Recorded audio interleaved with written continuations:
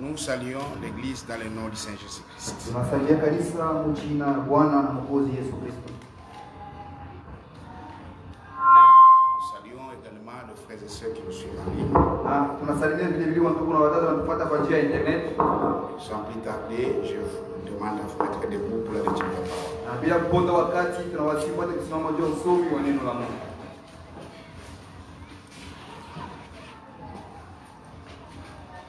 Nous lirons dans Apocalypse chapitre 1. Tunasoma katika kitabu cha Ufunuo sura ya kwanza. Je voulais dire chapitre 2. Sura ya pili. Apocalypse 2. Ufunuo sura ya pili. Verset 1er jusqu'au verset 7. Mstari wa kwanza kufika mstari wa 7. Prions. Tunaomba. Seigneur Dieu Tout-Puissant, Bwana Mungu Mwenyezi, nous venons tel que nous sommes devant toi. tunakuja mpaka vile tuko mbele yako. En réalité, Kwa kweli on ne devrait pas venir hatupashe kuja parce que nous sommes sales. tuko wachafu, Mais toi tu as dit, lakini wewe ulisema venez. mje, Même si vos péchés sont rouges comme la hata cramoisi, kama manzambi yenu nyekundu kama vile damu, je le ferai blanc comme la neige. nitalifanya itakuwa mweupe kama vile C'est theluji. ainsi nous avons accepté ton invitation. Ndio kama tulikubali wito wako. Fais dans nos vies selon ton invitation, Seigneur. Fanye maisha yetu kufuatana na mwito wako. Bénis chaque frère et chaque sœur. Bariki kila ndugu na kila dada. Commence avec nous Wanze nasi du début jusqu'à la fin. mwanzo wa mwisho. Au nom du Seigneur Jésus-Christ, Jina la Bwana Yesu Kristo nous avons ainsi prié. tunaomba hivi. Amen. Écrit à l'an de l'église d'Éphèse. Andika kwa malaika wa kanisa la Efeso. Voici ce que dit celui qui tient les 7 étoiles dans sa main droite. Tazama kile nasema ule anashika mayota 7 ndani ya mkono wake wa kuume. C'est lui qui marche au milieu de 7 chandeliers d'or. Yeye anatembea katikati ya vile vinara 7 ya dhahabu. Je connais tes œuvres, Na yajua matendo yako ton travail na kazi yako et ta persévérance. na kudumu kwako. Je sais que tu ne peux pas supporter les méchants, Na najua hauwezi kuvumilia watu wabaya. que tu as prouvé ce qu'ils apportent Tena wamejaribu wale wanajiita kuwa mitume et qu'ils ne sont pas, lakini hawana mitume, et que tu les as trouvés menteurs. na ukawaona kuwa waongo. Je vous demande de vous mettre. Na wasiku naomba mpate vikali.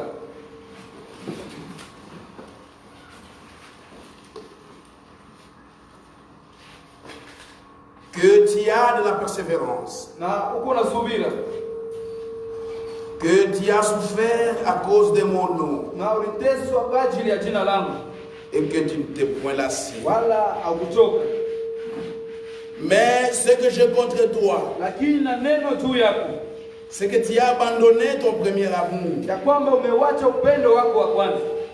Souviens-toi donc d'où tu es tombé Basi kumbuka pale uliangukia et répands-toi na utubu et pratique tes premières œuvres. na ufanye matendo yako ya kwanza. Sinon, Kama ina vile je viendrai à toi naja kwako, et j'ôterai ton chandelier de sa place, nami nitakiondoa kinara chako katika mahali pake, à moins que tu te répandes. ila tu upate kutubu.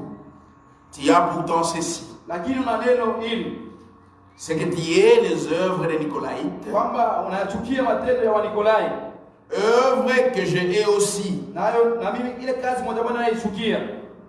que celui qui a des oreilles Yeye aliye na masikio entende ce que l'Esprit dit aux églises. asikie kile Roho nasema kwa kanisa.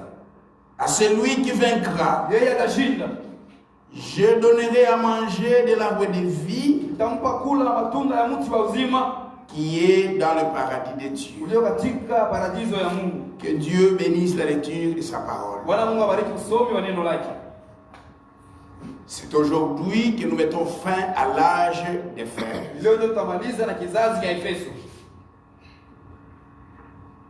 Aujourd'hui, nous expliquons le verset 6 et 7. Ndio tutafasiria mstari wa 6 na mstari wa 7.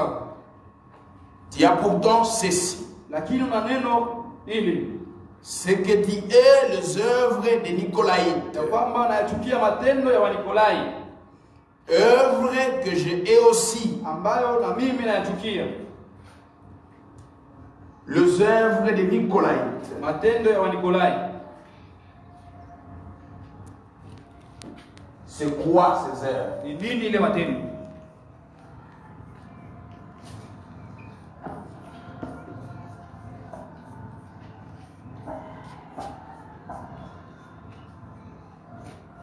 Les œuvres des Nicolaïtes. Matendo ya Wanikolai. C'est quoi ces œuvres? Ni nini ile matendo?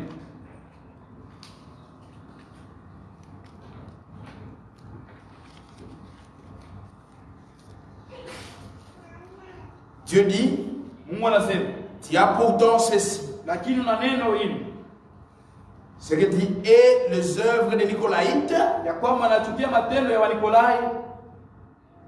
Et les œuvres des Nicolaïtes, Na ile matendo ya Wanikolai ce sont les œuvres que j'ai et aussi. ni matendo ile na mimi nayachukia.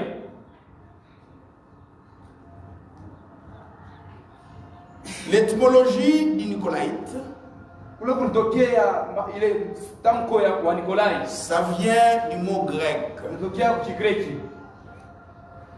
Nicolaïte Nikolai viennent de deux mots grecs. inatokea kwa matamko mbili ya Kigreki. Nikao Nikao et Laos. na Laos.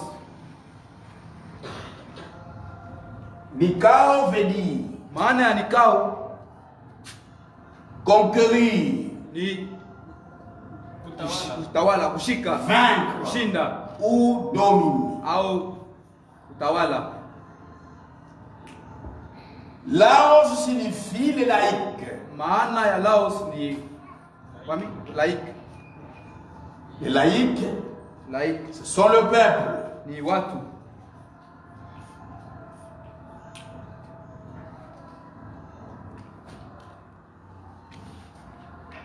Nicolaïte vient de deux mots grecs. Nikolao inatoka kwa matamko mbili ya Kigreki, Nikao et Laos. Nikao na Laos. Nikao veut dire vaincre, Nikao maana yake dominer, kushinda, utawala, conquérir. utawala. Et Laos veut dire le peuple Na Laos maana yake ni watu, ou les laïcs. watu. C'est-à-dire Maana yake dominer le peuple, utawala watu, conquérir le peuple. kushinda watu, Vaincre le peuple. kushinda watu. Et dans l'âge de fer, Na kizazi cha Efeso il y a un esprit qui s'est introduit. mulikuwa roho moja iliingia kwa kile kizazi. Cet esprit, c'était un esprit de l'Antichrist Ile roho ilikuwa ni roho kumpinganisha Kristo, qui s'est introduit dans les premières églises iliingia mwile kanisa ya kwanza sous forme de Nicolaïtes. wali ya Wanikolai.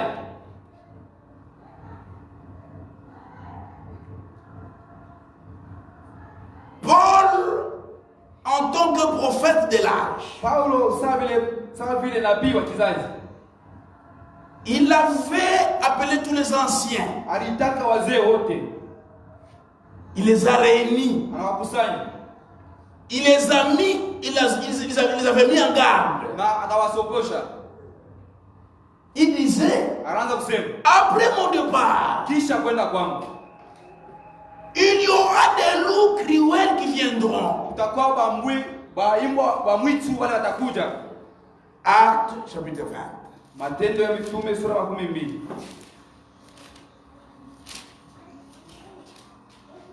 Verset 28 à 31. Mstari wa 28.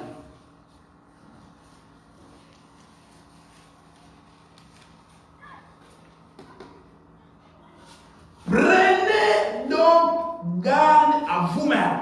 Basi mpate kusoboka, Il parle aux anciens. anaambia wazee, Et à tous les troupeaux sur lesquels le Saint-Esprit vous a établi évêque.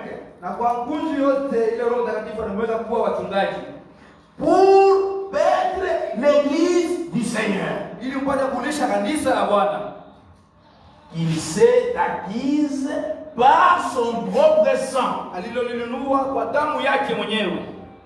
Je sais, najua qu'il se introduira parmi vous, ya kwamba baada ya kutengia watu katikati yenu, après mon départ, kisha kuondoka kwangu, les loups cruels, wa mwitu wakali, qui n'épargneront pas le troupeau, na hawataepusha kundi, et qui s'élèvera parmi vous, tena watasimama katikati yenu, des hommes qui enseigneront des choses pernicieuses, watu wale wataanza kufundisha mambo ya kupoteza, pour entraîner les disciples après eux, ili wavute wanafunzi kuwafuata.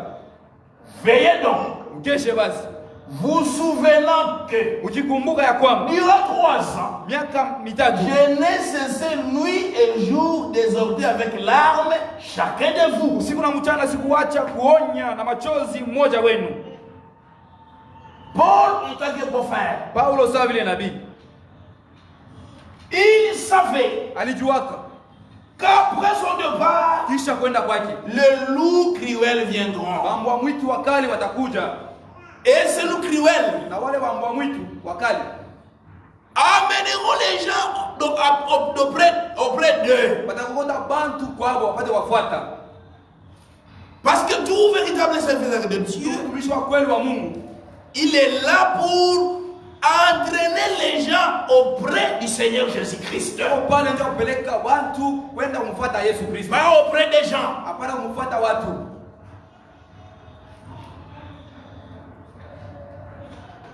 Et maintenant, Na sasa remarquez comment l'église primitive était. mwangalie vile kanisa ya mwanzo ilikuwa. Ils étaient dans différentes villes. Balikuwa kumiji ya wachana chana, Mais dans chaque ville, lakini mkila mji il y avait une église. kulikuwa kanisa moja, Et dans chaque église, na ndani ya kila kanisa il y avait les anciens. kulikuwa wazee Au pluriel. wengi. Il n'y avait pas un seul ancien. Kulikuwa mzee mmoja, hapana, Il y avait beaucoup des anciens dans une église. kulikuwa wazee wengi mkanisa moja, Comme nous lisons dans Actes au chapitre 14. sababu tunasoma katika kitabu cha Matendo ya Mitume sura ya 14 Verset 23. mstari wa 23. Ils firent nommer des anciens dans chaque église. Na wakaweka wazee kila kanisa, Et après avoir prié et jeûné, na kisha kuomba pamoja na kufunga chakula, ils les recommandèrent au Seigneur wakawaweka katika mkono wa Bwana, en qui ils avaient cru. na ndani ya ule waliamini. Il y avait beaucoup d'anciens dans chaque église. Kulikuwa wazee wengi kila kanisa, Il n'y avait pas un seul ancien. amkuwe mzee mmoja mkanisa. C'est pourquoi dans Actes chapitre 15, Ndio kwa maana Matendo ya Mitume sura 15 verset 2, mstari wa 2, Paul et Barnabas Paulo na Barnaba eurent avec eux un débat wakaanza kukokotana et une vive discussion. na makokotano moja ya nguvu, Et les frères décidèrent que Paul et Barnabas na wandugu wakaamua kwamba Paulo na Barnaba et quelques-uns de leurs na frères, wengine quelques-uns de leurs, wao montèrent à Jérusalem wapande kwenda Yerusalemu vers les apôtres et les anciens kwa mitume na wazee, pour traiter cette question. juu wapate kukata ile mambo. Dans une église, on y mettait les anciens, Ndani ya kanisa wanaanza kuweka wazee, plusieurs anciens. wazee wengi. Acte 20, Matendo ya Mitume sura 12 verset 17. mstari wa 17. Cependant, Japo des milliers Paul envoya chercher à Éphèse les anciens de l'église. Paulo akatuma watu kwenda Efeso, akaite wazee wa kanisa. Éphèse, c'est une ville. Efeso ni mji, Et dans cette ville, na ndani ya ile mji il y avait une église. kulikuwa kanisa, Et dans cette na église, ndani ya ile kanisa il y avait les anciens. kulikuwa wazee. Tite, chapitre 1er. Tito sura ya kwanza.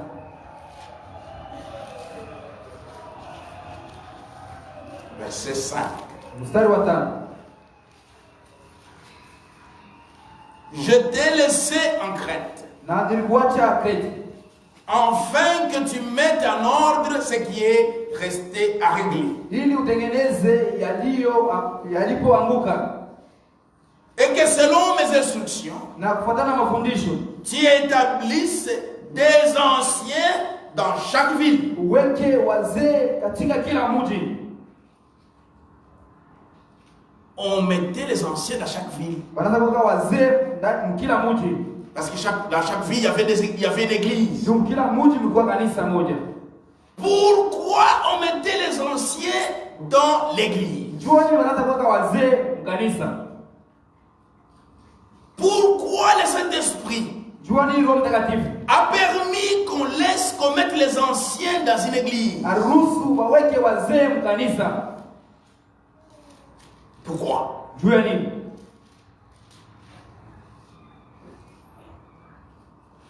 Nous relisons Actes au chapitre 20.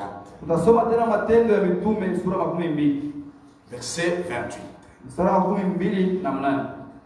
Prenez donc garde à vous-même Usopoke basi wewe wenyewe et à tous les troupeaux na kwa kundi yote sur lesquels juu ya hivi le Saint-Esprit vous a établi évêque. Roho Mtakatifu alimweka kuwa walinzi. Les anciens, Wazee ce sont ceux qu'on appelait évêques. ndio bwana wanaanza kuita waskofu. Donc les anciens, Wazee, évêques, skofu c'est la même chose. ni kitu kimoja. Voilà. C'est la même chose. Ni kitu kimoja. Il n'y a pas de différence Hakuna tofauti entre un ancien et un évêque. katikati ya mzee na skofu. Prenez donc garde à vous-même Usopoke basi wewe wenyewe et à tous les troupeaux sur lesquels le Saint-Esprit vous a établi évêque. na kwa kundi yote yule yabo Roho Mtakatifu alimweka kuwa waskofu Pour mettre l'église du Seigneur. ili mpate kulisha kanisa ya Bwana. Pourquoi on mettait les anciens dans une église? Joni wanaanza kuweka wazee mkanisa moja. Pourquoi on mettait les évêques Joni wanaanza kuweka waskofu dans une église? mkanisa. C'est pour paître le brebis. Ni juu ya kulisha wagondolo. Ça, c'est ça l'ordre de Dieu. Ndio usawa wa Mungu. Les anciens devaient paître le brebis de Dieu. Wazee walipasha kulisha wagondolo ya Mungu. Ils étaient établis dans une église d'autrui. Baliwekwa mkanisa ingine D'autrui. ya wenyewe. L'église de Dieu. Kanisa ya Mungu. L'église de Jésus-Christ. Kanisa ya Yesu Kristo. Qu'il s'est acquis lui-même par son propre sang. Ila alinunua yeye mwenyewe kupitia damu Ce yake. n'était pas l'église des anciens. Kwa kanisa ya wazee. Ce n'était pas l'église des évêques. Kwa kanisa ya waskofu. C'était l'église du Seigneur Jésus-Christ. Kwa kanisa ya Bwana Yesu Kristo. Mais ils s'étaient établis comme surveillants Lakini waliweka sawa vile uangalizi. pour paître les troupeaux de Dieu. Juu ya kulisha kundi ya Mungu. C'était ça l'objectif de Dieu. Ndio kwa kifukuzio cha Mungu.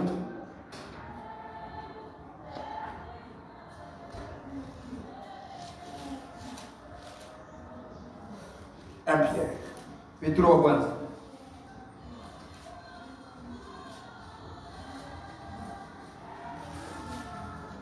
Un Pierre chapitre 5.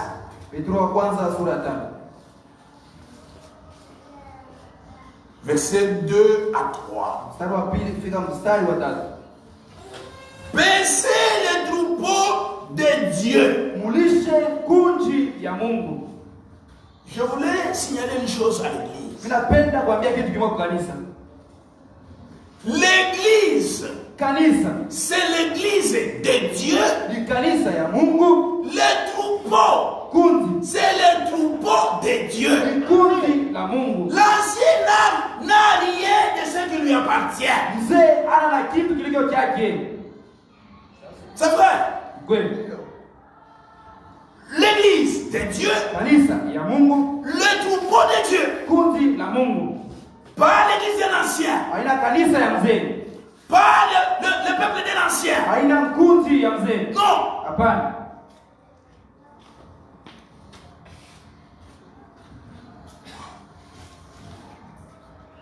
Les anciens Wazee ou les évêques au waskofu étaient seulement mis établis dans l'église. baliwekwa tu kanisa, L'église d'autrui kanisa ya wenyewe, établie pour prêtre les troupeaux d'autrui. waliwekwa mule tu walishe kundi ya wenyewe.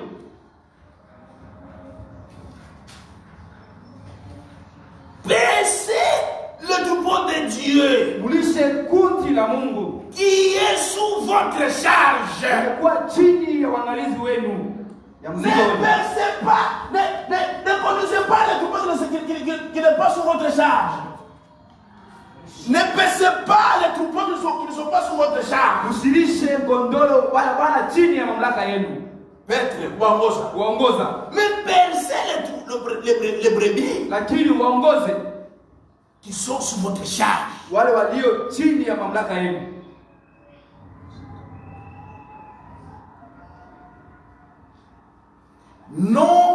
Non par contrainte, Haina kwa kulisukuma, mais volontairement selon Dieu. lakini kwa moyo wote kufuatana na Mungu. Non pour un gain sordi, Haina juu ya mapato moja, mais avec des vouloirs. lakini na moyo wa haki. Non, Hapana, suivez bien. ufuate mzuri. Non, Hapana, comme dominant sur eux, sur ceux qui vous sont déjà en partage. sa haina juu ya kutawala juu yao. Ça c'est très important. Hii ni ya mafaa sana. Vous les anciens, Mwe wazee, vous les évêques, mwe waskofu, qui êtes établis dans chaque ville, wala muwekwa kila mji, vous n'êtes pas établis amukuwekwe pour dominer sur le troupeau de Dieu. ili mtawale juu ya kundi ya Mungu. Vous êtes établis Mliwekwa pour paître. juu ya kuongoza. Ce ne sont pas vos troupeaux. Haina kundi lenu, Ce n'est pas votre église. haina kanisa yenu, C'est le groupe, c'est l'église de Dieu. ni kanisa ya Mungu, L'église que Jésus a acquis par son propre sang. kanisa ile Yesu alinunua kupitia damu yake mwenyewe. Baissez-les avec dévouement, Waongoze na moyo wote avec amour, na mapendo avec la parole. na neno. Non, Hapana, en domination. utawala juu yao. Pourquoi? Juu ya nini? Dans l'église de Jésus-Christ, Ndani ya kanisa ya Yesu Kristo aucun homme n'a le droit de dominer, kuna hata mtu kuna haki ya utawala sauf Jésus-Christ lui-même. ila Amen. tu Yesu mwenyewe. C'est vrai. Ni kweli. C'est pourquoi vous baissez ces lois. Ndio kwa maana moyo muongoze tu Avec dévouement, na moyo wote avec amour, na mapendo, mais lakini non en domination eux. haina njia ya kutawala juu yao. Ils ont déjà celui qui les domine. Ndio na ule anapasha kutawala juu yao. C'est Jésus-Christ qui domine l'église. Yesu ndiye anatawala kanisa. Et quand Paul enseigne, Na wakati Paulo anafundisha, vous sentez que cet homme était délivré. unasikia sio mtu akawa mwenye kuombolewa.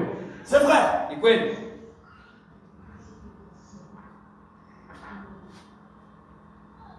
Il dit, Anasema il va chez les Éphésiens. anaenda kwa Efeso. Écoutez ce qu'il leur dit. Msikie leo nawaambia. Éphésiens chapitre 5. Wa Efeso sura ya 5 verset 23. mstari wa 12 Je commence à 22. naanzia mstari wa 12. Femmes, Enyi wake, soyez soumis à vos maris, mtii waume wenu comme au Seigneur. kama mkumtii Bwana, Car le mari kwa maana mume est le chef de la femme, ni shefu wa mwanamke, comme Christ sawa vile Kristo est le chef de l'église, naye ni kichwa cha kanisa, qui est son corps yenye kuwa mwili wake, et dont il est le sauveur. na yeye ni Mwokozi. C'est vrai. Ndio kweli. Il commence à enseigner. Anaanza kufundisha, Il dit, anasema l'église kanisa Je ne connais pas dessiner. Mishijue dessiner. Il dit l'église, c'est comme une personne. Kanisa iko vile mtu.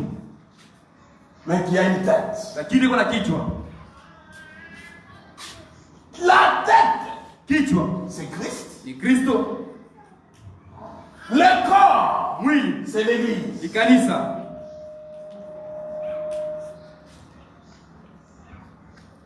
Vous, femmes, Enyi wanawake, soyez soumises à vos maris mtii waume wenu comme au Seigneur. sawa vile mnamtii Bwana.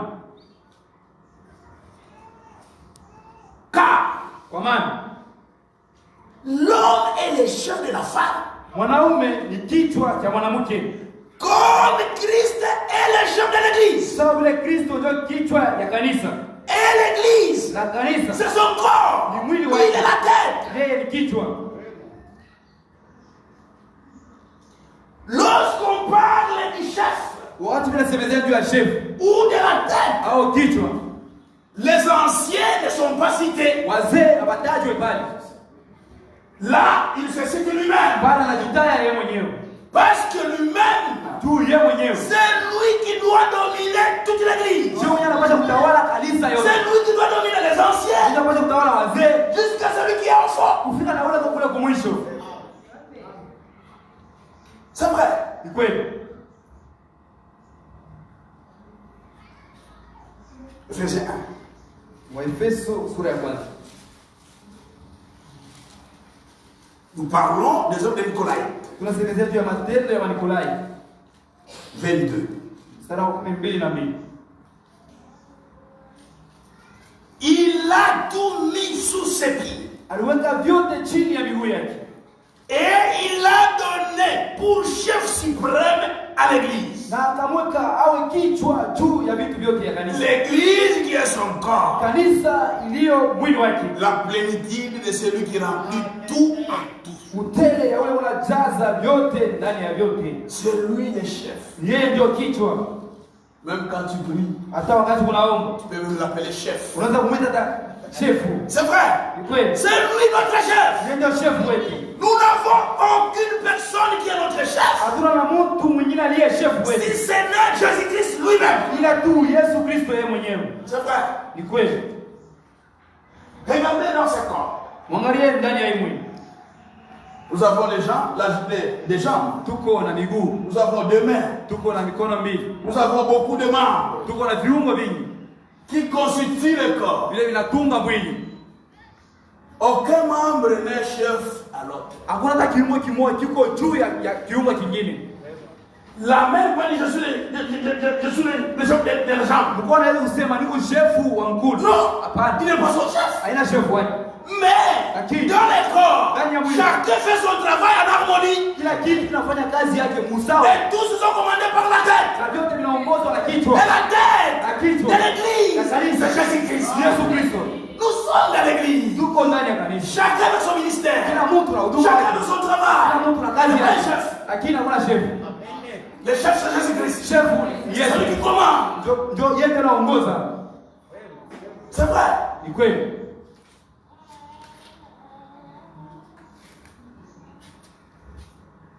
Il termine de prêcher sur les Éphésiens comme ça. Anamaliza na kuhubiri kwa Efeso hii. Il va chez le Colosse. Anaenda kwa Kolosai. Chez le Colossien. Kwa Kolosai. Écoutez comment il a enseigné. Usikie vile alifundisha. Colossiens 1:18. Wa Kolosai sura ya kwanza mstari wa 18.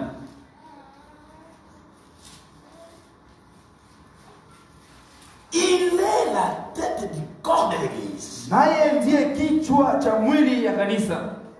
Il est le commencement. Naye ni mwanzo. Le premier d'être les morts. Mzaliwa wa kwanza katikati ya wafu. Afin d'être en tout le premier. Ili ya kwamba awe wa kwanza vyote. C'est lui Yeye qui est la tête ndio kichwa de son corps, mwili wake. qui est l'église. Ndio kanisa. C'est vrai. Ni kweli. Et quand il termine, Na wakati anamaliza, il va maintenant chez les Galates. Chez les Galates. anaenda kwa Galatia. Il commence à leur dire ceci. Anaanza kuambia hivi. Galates 1, Wa Galatia sura ya kwanza. Verset 11 à 12. Mstari wa 11 kufika mstari wa 12. Je vous déclare, frère, Kwa maana ndugu zangu, que nawaambia hivi, l'évangile injili qui a été annoncé parmi vous hiyo niliwahubiri katikati yenu n'est pas de l'homme. aina ya Mungu. En d'autres termes, Nasema kwingine, c'est que je suis en train d'enseigner inafundisha dans des églises. Makanisa. C'est indigné, Seigneur. ni hivi Bwana anasema, Ce n'est pas moi. haina mimi. Je vous déclare, frère, Nawaambia ndugu, que l'évangile qui a été annoncé par moi injili ile niliwahubiri n'est pas de l'homme. haina ya mwanadamu, Car kwa maana je ne l'ai reçu ni appris d'un homme, sikuipokea kwa mtu, mais par une révélation de Jésus-Christ. lakini kwa njia ya ufunuo wa Yesu Kristo. C'est vrai.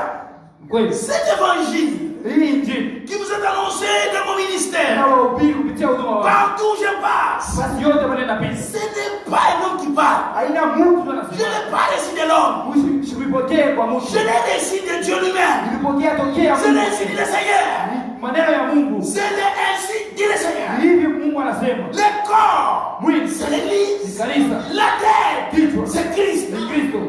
C'est vrai. Ni kweli. Les enseignements, on les enseigne chez nous. Mafundisho vile wanafundisha kweli. Dans notre église, Makanisa ingine c'est un problème. ni mambo.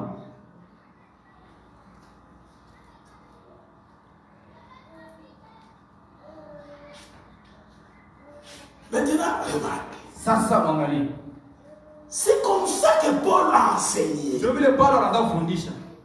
C'est comme ça que toutes les églises étaient instruites. Ndio vile makanisa yote ilifundishwa. Mais Paul voit un suspect. Lakini Paulo anaona hatari. Il dit, mais Anasema lakini malgré que je vous enseigne ça, ingawa nawafundisha hivi, après mon départ, kisha kuondoka kwangu, quand moi Paul je vais mourir, wakati mimi Paulo nitakufa, s'élèvera des gens watu wao watalamuka, au lieu de conduire le peuple de Dieu à Christ qui est la tête, bali ya kuongoza watu wamfuate Kristo aliye kichwa, Christ qui est le chef, Kristo aliye shefu. ils conduiront le peuple de Dieu vers eux-mêmes. Wataongoza watu wapate kufuata. Ce sont eux, Ni wao ils seront des chefs. ndio watakuwa shefu. Ce sont eux qui voudront diriger. Ni wao ndio watapenda kuongoza. Vous les enseignez. Wewe wazee mje, Je vous donne les conseils. nitakabla shauri. Je sais que Ninajua kusema parmi vous, katikati yenu s'élèvera des gens itakuwa watu wataonekana avec la doctrine na mafundisho ya msingi pernicieuses. ya mbaya ya kupoteza. Moi, Paul, je le nomme les loups cruels. Mimi Paulo na wataja sema ni wambwa mwitu. Pourquoi? Juu ya nini? Au lieu d'amener les gens à Christ, Baada ya kupeleka watu kwa Kristo, il conduira une masse de gens vers eux-mêmes. wataongoza kundi wapate kufuata. Et pourtant, je vous ai toujours dit, Japo na waambia kila mara, nous ne nous prêchons pas nous-mêmes. tuhubiri sisi wenyewe. Nous prêchons Jésus-Christ. Tuhubiri Yesu Et Kristo. Jésus-Christ crucifié. Na Yesu Kristo aliyesulubiwa.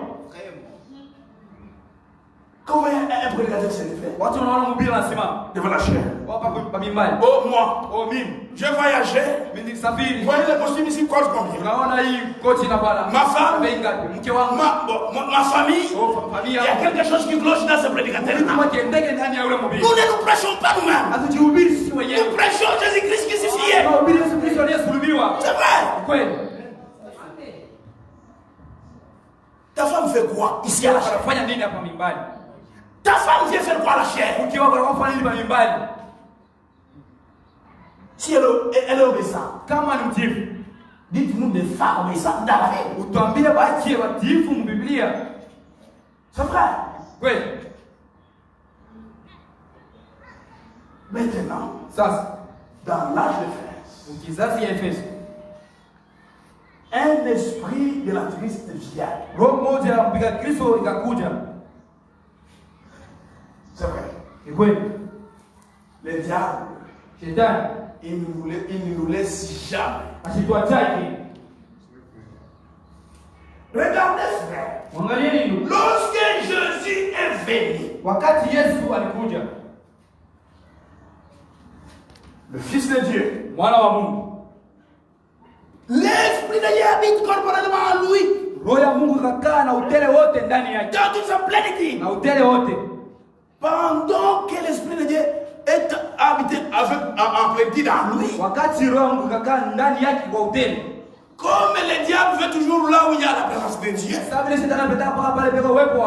diable est aussi à côté. Il entre aussi en Judas. Là où il y a la vérité, les mensonges aussi. Toujours des près.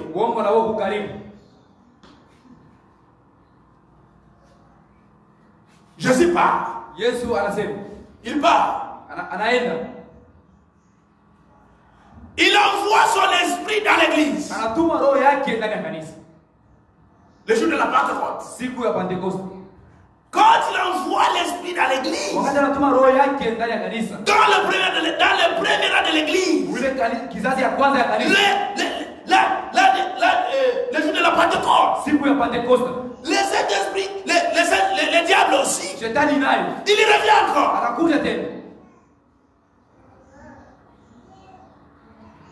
Avec l'esprit antéchrist.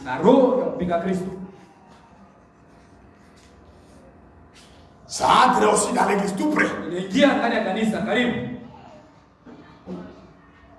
Lorsque Jean a remarqué ces gens-là se manifester,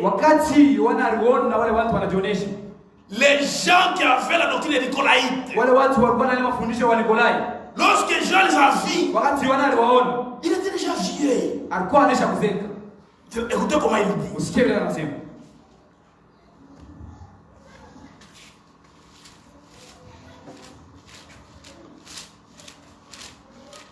Jean.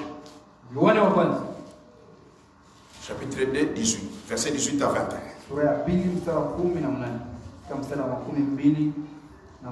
Il est fatigué. Il est déjà vieux. Il dit, petits enfants, parce que lui était vieux. Petits enfants, c'est la dernière heure. Et comme vous avez appris qu'un antichrist vient, il y a maintenant plusieurs antichrists. Car là, nous connaissons que c'est la dernière heure. Ils sont sortis du milieu de nous, mais ils n'étaient pas les nôtres. C'est ça. Il serait demeuré avec nous. Mais cela est arrivé afin qu'il fit manifester que tous ne sont pas des nôtres. Pour vous, vous les nôtres, vous avez reçu l'onction de la part de celui qui est saint. Et vous avez tous de la connaissance.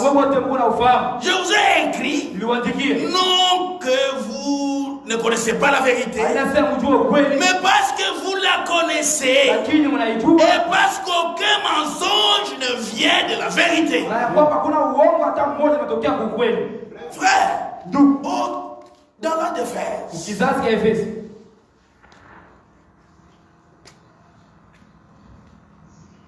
quelques frères qui avaient rétrogradé, ceux qui avaient commencé les critiques dans l'église, ceux qui n'appliquaient pas les principes de la Bible,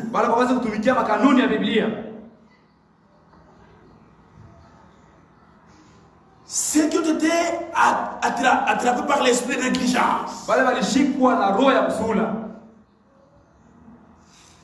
qui ont commencé à calomnier les frères dans l'église. Vous vous rappelez d'eux? Nous les avons vus hier. L'esprit de l'antichrist, l'esprit du diable habite en eux. Mais Dieu ne manque jamais de témoins. Les témoins sont toujours là. L'esprit diable habite en eux. Et ils ont commencé à enseigner ce qu'on appelle la doctrine des Nicolaïtes. C'est quoi la doctrine des Nicolaïtes? Dominer sur les laïcs. Non pas seulement les prêtres, comme lisent la Bible, comme les Écritures, mais les dominer aussi. Ils voulaient prendre la place du Saint-Esprit dans l'église. Ils ont fait la même erreur que les enfants d'Israël avaient commise. Lorsqu'ils se sont cherchés un roi, nous ne voulons pas que le Seigneur nous conduise. Nous voulons un roi. Nous voulons être comme les autres. Ils ont commis une erreur grave. Ils ont rejeté le Saint-Esprit comme conducteur de l'église. Ils n'ont pas voulu que le Saint-Esprit soit la tête de l'église. Et ils ont commencé à faire les œuvres des Nicolaïtes. Chercher quelqu'un parmi eux, les considérer comme très saints, très élevés, plus grands que tout le monde.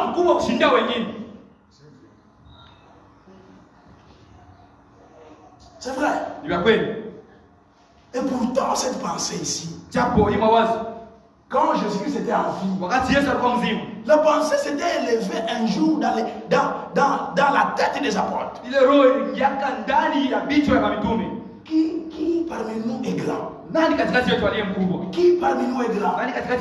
Et Jésus avait enseigné correctement la chose. Dans Luc au chapitre 9.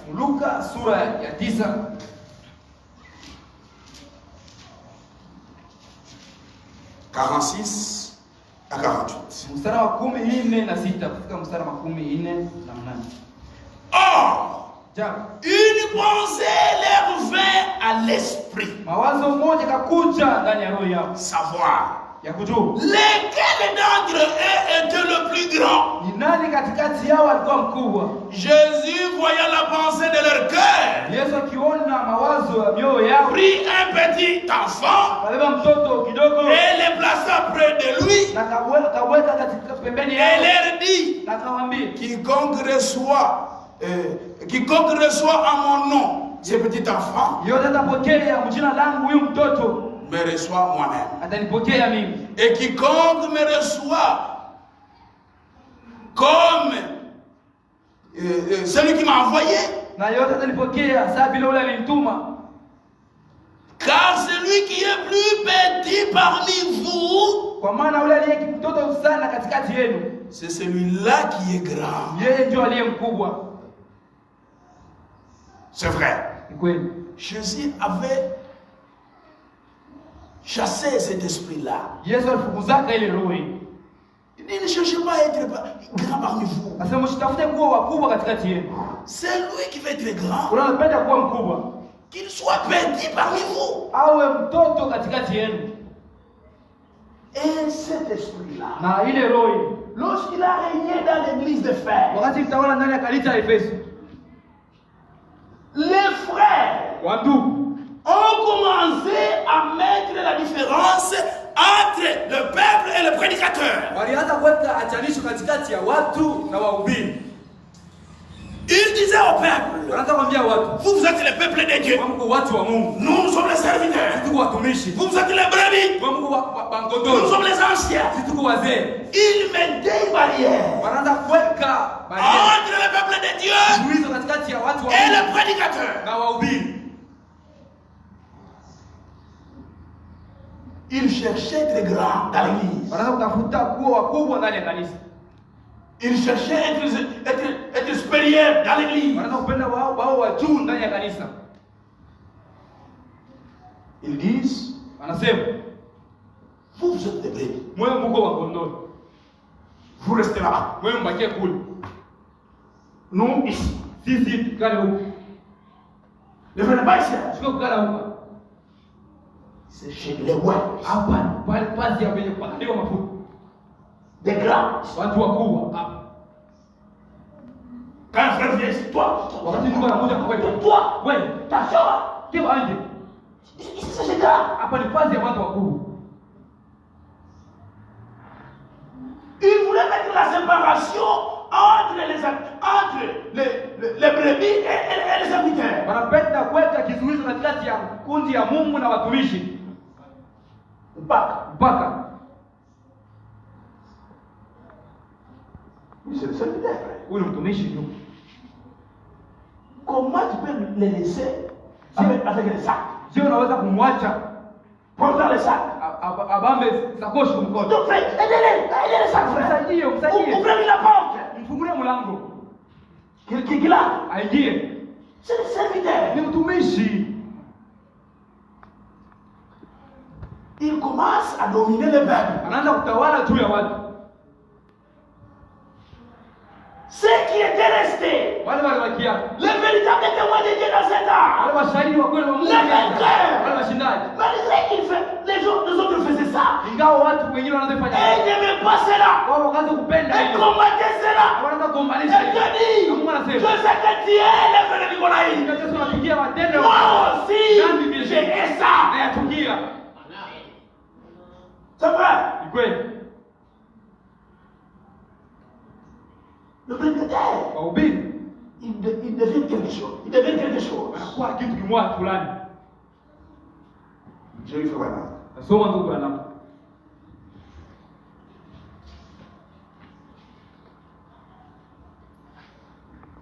Étape actuelle de mon ministère. Kipande cha sasa cha huduma wangu. Paragraphe 93. Paragraphe 93. Vous savez, les hommes cherchent à recevoir des honneurs les uns des autres. Watu wanatafuta kupokea heshima ya watu wamoja na wengine. Ils s'honorent les uns les autres. Wanajiheshimia wamoja na wengine. En faisant ça, kufanya hivi, ils déshonorent Dieu. Kosea heshima Mungu. Voyez? Unaona? Nous cherchons à élever des gens parmi nous. Tunatafuta kuinua watu katikati yetu. Alors, il n'y a pas de gens élevés. Hakuna watu walio juu. Et des petits gens parmi nous. Na watoto kidogo katikati yetu hawana hapo. Pas kidogo, des petits gens, watu kidogo hawana hapo. Mtu mkubwa ambaye mwana wa bulebule. Huyu ndio yuko élevé. C'est lui qui est élevé. Non. Non.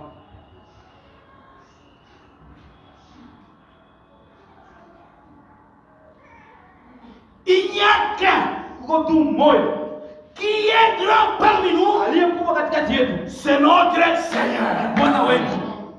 Voyez, nous élevons notre organisation tellement plus haut que Dieu. La grande église sainte de Cécile. Chez nous, c'est le tabernacle chrétien d'éternel. Tabernacle chrétien d'éternel. Vous élevez tellement que ça devient comme c'est plus que Dieu.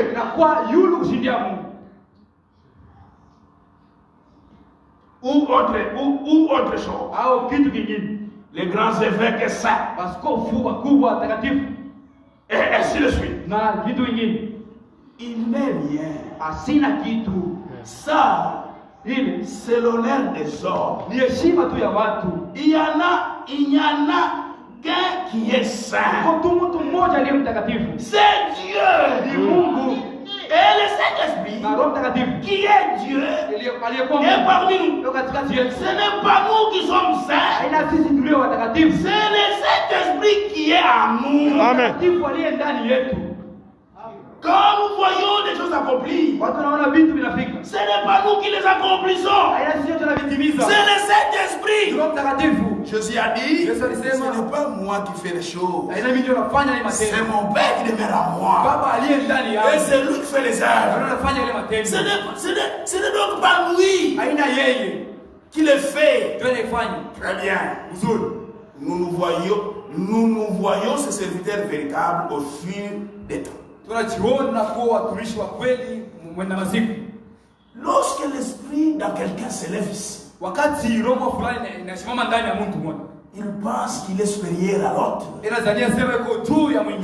Voilà l'esprit de Nicolaïte. Il veut dominer sur les autres. Vous allez voir même les sœurs à la cuisine.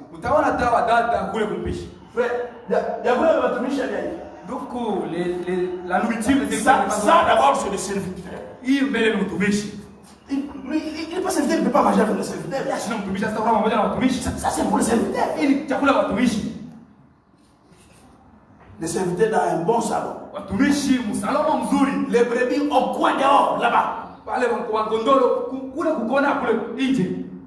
Une différence entre les brebis et les serviteurs. Pensant que les serviteurs sont plus grands que toute personne sur la terre.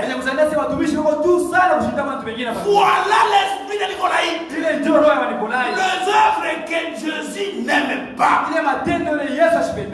Nous sommes tous pareils. Il n'y a pas de grands parmi nous. Nous nous respectons les uns les autres. Et nous respectons le travail que chacun fait pour le Seigneur. C'est le respect que tu deviens notre chef.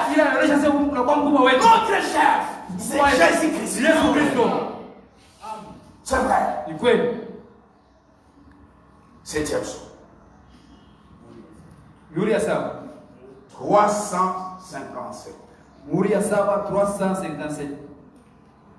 Tous les hommes sont pareils.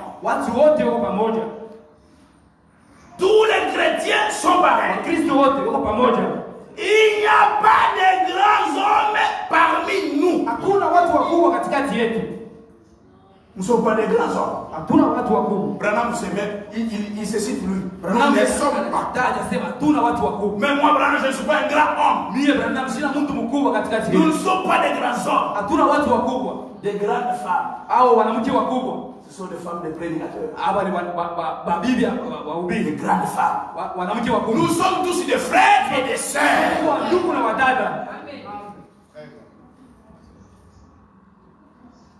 Tous pareils dans la même catégorie. Aucun grand. Parmi nous, quelqu'un ne peut pas se faire le plus grand que l'autre. Nous n'avons absolument rien à voir. Non, messieurs, nous sommes tous des humains, des êtres humains. C'est tout. C'est vrai. Nous avons des différentes fonctions. Nous avons des différents ministères. Cela ne fait pas de nous des grands parmi vous. Nous sommes tous pareils. Les mêmes sang qui nous a sauvés. C'est le même sang qui nous a sauvés. C'est vrai.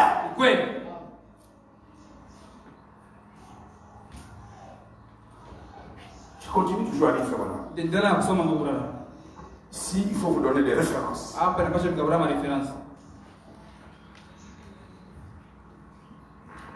Ces questions imposées sur la Genèse. Ou bien COD tome 1. Page 119.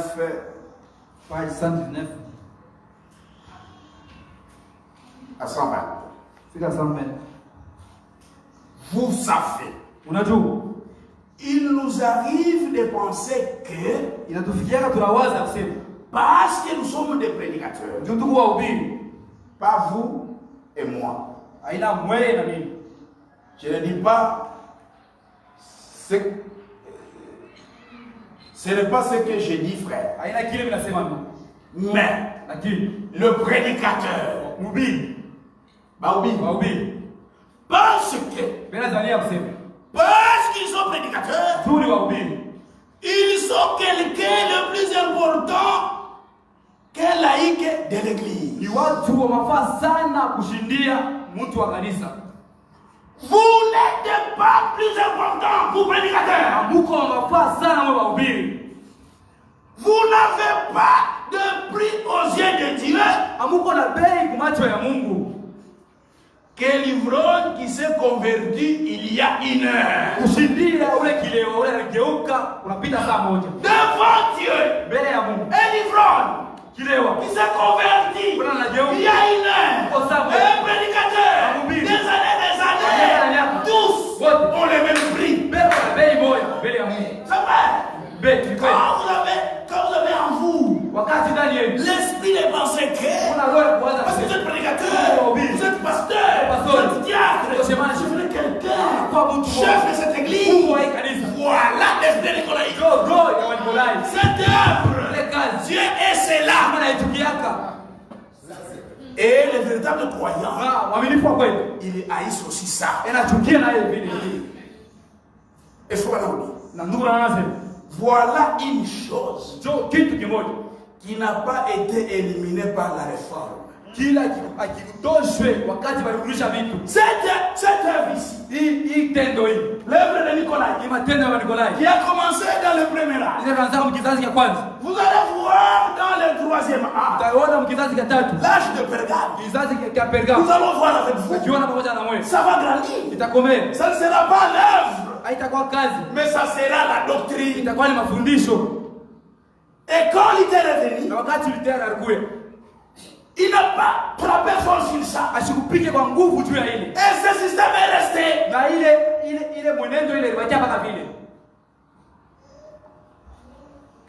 Voilà quelque chose qui n'a pas été éliminé par la réforme.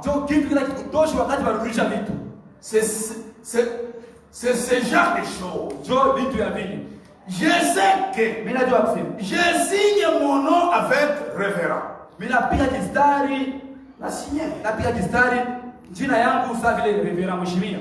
Quand j'écris, vous voyez qu'à la fin, j'écris révérend.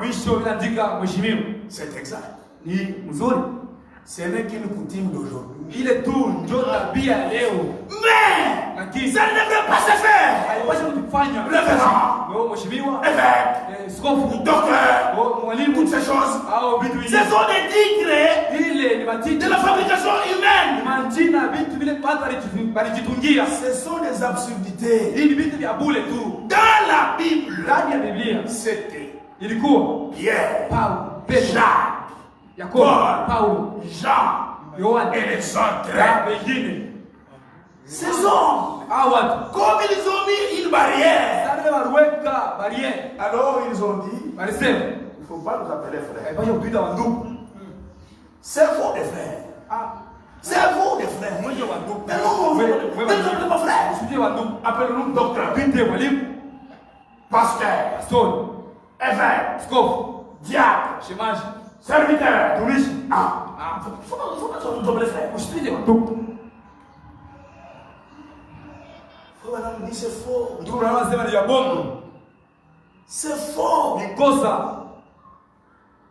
Nous sommes tous des frères.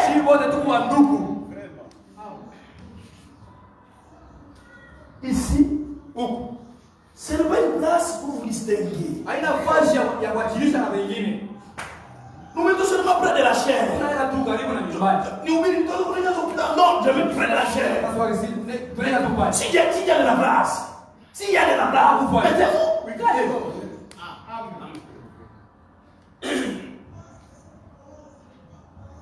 Il n'y a pas de différence.